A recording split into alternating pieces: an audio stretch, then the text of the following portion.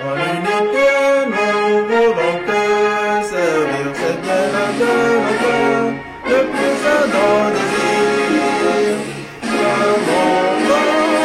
Notre devise, que rien ne t'interdit. Seul artisan de ton bonheur, ainsi que de ton avenir.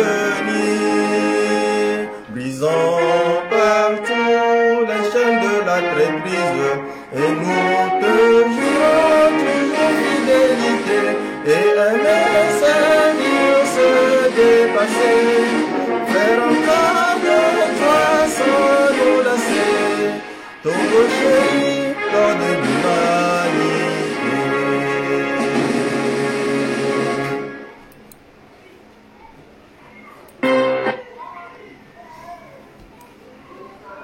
Bonsoir, chers concitoyens, chers Togolais.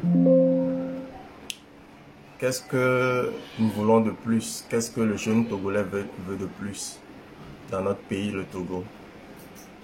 Nous rêvons tous de vivre au Togo et de réussir. Quel que soit le domaine dans lequel nous sommes, tout jeune Togolais rêve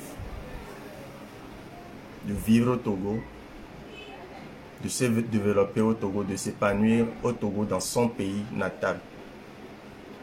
Quand nous voyons aujourd'hui tout ce qui se passe autour de nous, dans les pays voisins, nous avons aussi envie de rêver.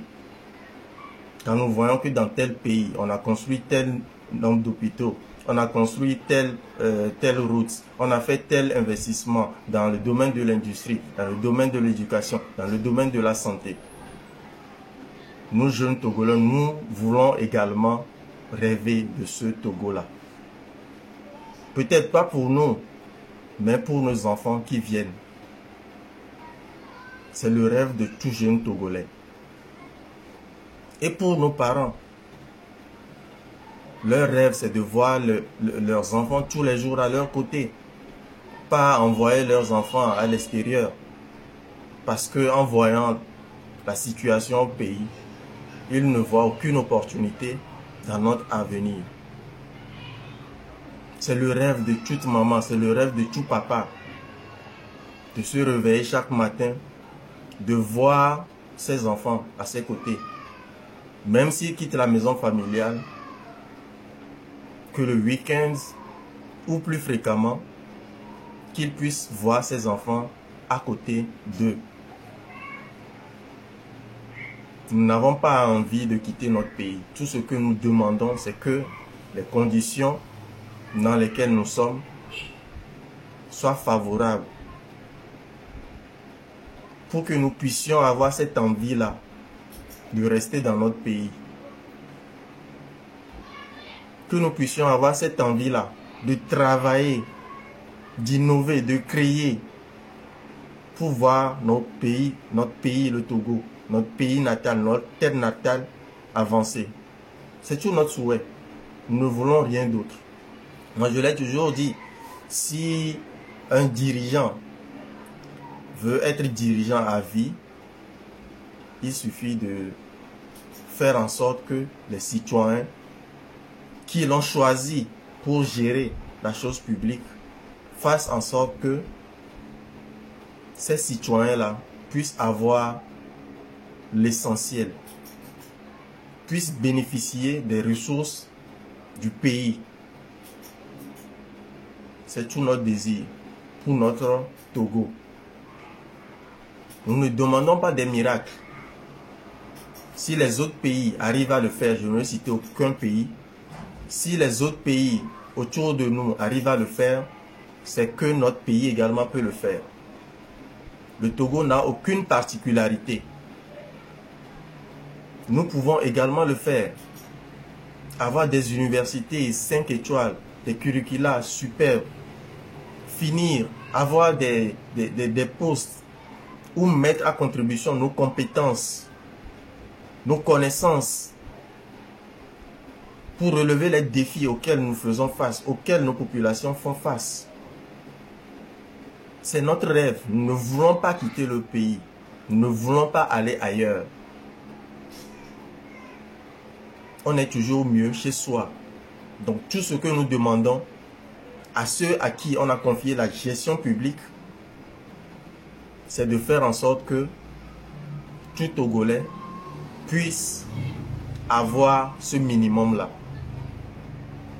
Ça fait mal quand on va dans des zones reculées et que les gens ont des difficultés même à trouver de l'eau à boire.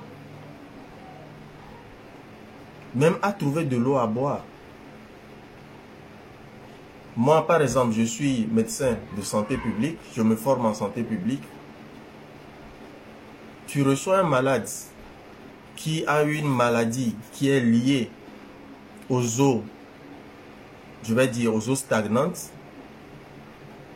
Oui, tu vas traiter la maladie avec des médicaments. Mais la personne, c'est de cette eau-là qu'elle vit. Elle est obligée d'aller dans des eaux boueuses pour avoir de l'eau à boire, pour se doucher. Donc, si tu es médecin, tu fais un traitement médicamenteux pour guérir sa maladie, mais ne sois pas surpris que la maladie revienne. Parce que pour survivre, la personne doit aller chercher cette eau-là pour la boire. Mais pourquoi ne pas mettre des forages à disposition de cette population-là? C'est une question de santé publique. Nous crions, il y a trop d'accidents sur nos routes. On va dire oui, il y a l'excès de vitesse au guidon ou au volant. Il y a le non-respect des feux tricolores. Il y a le non-respect du code de la route. Mais quand on analyse encore plus loin, on se rend compte que peu de gens suivent les formations, le code de la route, maîtrisent cela. Prendre juste un exemple simple. Les clignotants.